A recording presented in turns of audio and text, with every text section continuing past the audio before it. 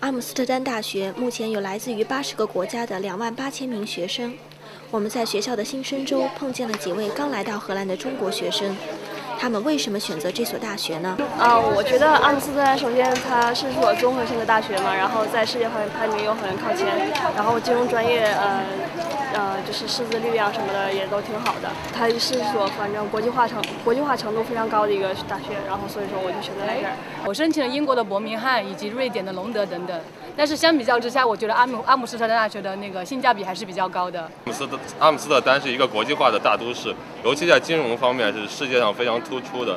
比如说400年前的世界上第一个股票交易所就是在阿姆斯特丹成立的，所以说能在这么一个大都市学习，对金融这个专业的实践来说也是很有帮助的。我为什么选择这所学校？因为当时这所学校提供奖学金，然后所以说学费相对比较低廉一点。总的来说，阿姆斯特丹大学优越的地理位置、深厚的学术传统与科研能力，还有丰厚的奖学金，对国际学生都具有很强的吸引力。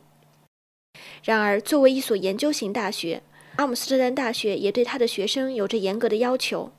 想要顺利地成为阿姆斯特丹大学的学生，并成功地完成学业，你应该具备怎样的素质与能力呢？ A successful law student has to be interested in society. I mean, law in the end is about regulating society, so that's a very important aspect. And another thing is that you have to be interested into language, because law is regulating society by way of language. So you should have rather strong language skills. Now, of course, in our international program, all programs are in English. So one of the important things for Chinese students to come here is that they have the proper command of the English language, because that will really be your working language in law school.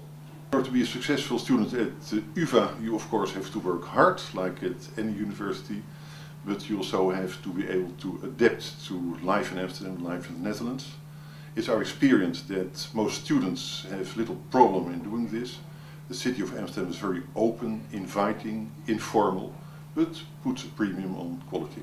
I think an open mind and a willingness to open up to a different culture, to the atmosphere of the University of Amsterdam, which is, I think, quite specific. It's a very liberal kind of university.